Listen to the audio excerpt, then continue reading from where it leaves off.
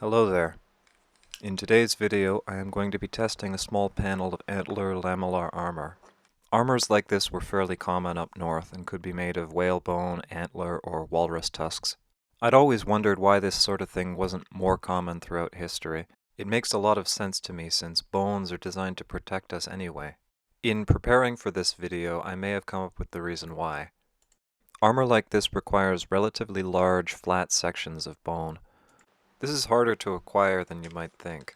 A white-tailed deer antler contains relatively few straight, broad sections. I don't imagine I could get more than about 50 square inches of usable material from an antler. A caribou antler could easily give 4 or 5 times the amount of surface area. Leg bones or ribs might sound useful, but because bones are hollow, you can't get a very wide, flat section out of them. Even bones from large animals like cows are a lot less useful than you'd think. Most animals also have quite thin bones. Whale bones, for obvious reasons, have none of these problems. Walrus tusks I can also see being very useful. You wouldn't require very many of those.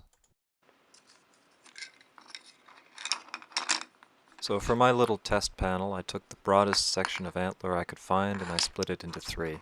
Each of these pieces is a little under 1/4 of an inch thick. The test panel is about 3 by 3, so 9 square inches. It weighs just over 1/10 of a pound.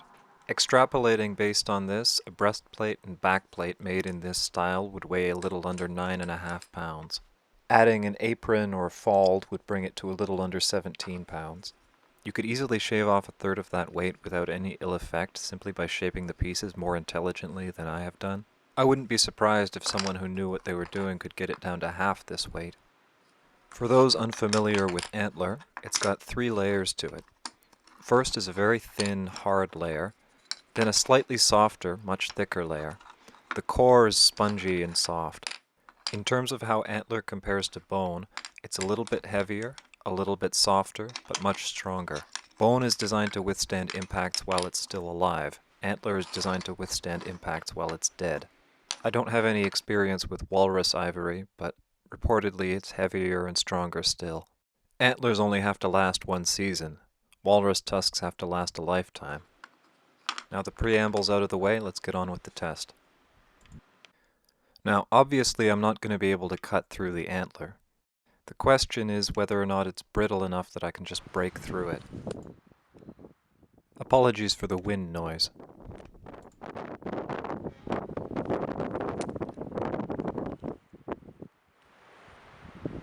The knife did basically no damage to the antler, and I broke off the tip in it.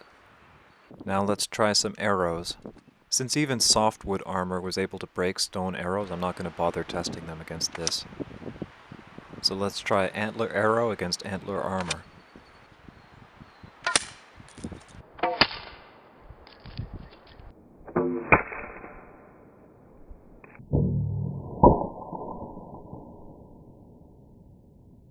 The antler arrow struck the middle plate and split it down the middle.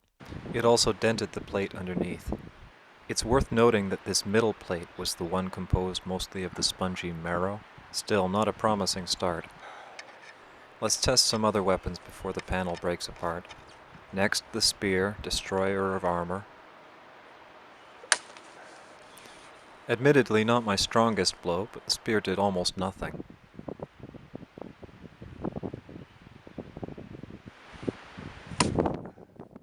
Full power blow with my weight behind it. It struck the middle piece with the marrow, the one that already split. Not only did it fail to penetrate, but it also slightly bent the spear. Interesting. I've never had something fail against an arrow but beat the spear. This looked like it glanced off, but it didn't. It bit into the panel and then jammed it into the bale, only then skidding off.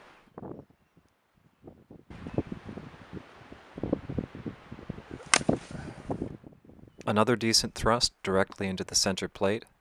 No notable damage. The spear struck the gap left by the arrow and cut some of the strings holding it together.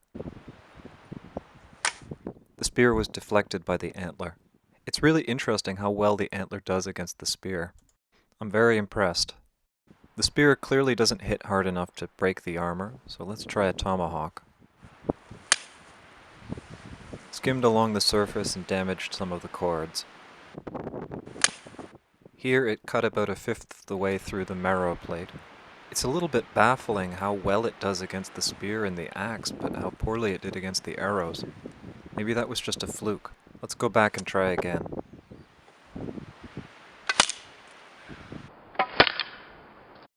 The arrow struck the outer plate and skimmed off. The arrow broke in 3 places and the shaft continued into the bale. The tip broke off, the arrow sheared in 2, and the shaft broke. Shame about the arrow, but that's pretty cool.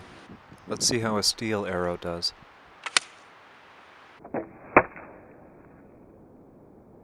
The arrow bit into the outer panel and jammed the corner of it into the bale. It also rolled the tip. I guess that means I'm done testing today.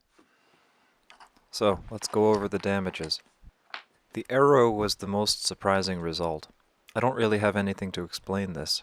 I was tempted to shoot the rest of my antler arrows into the panel, but I don't really want to risk breaking them. Arrows are a pain to make. Maybe it was a fluke, maybe not.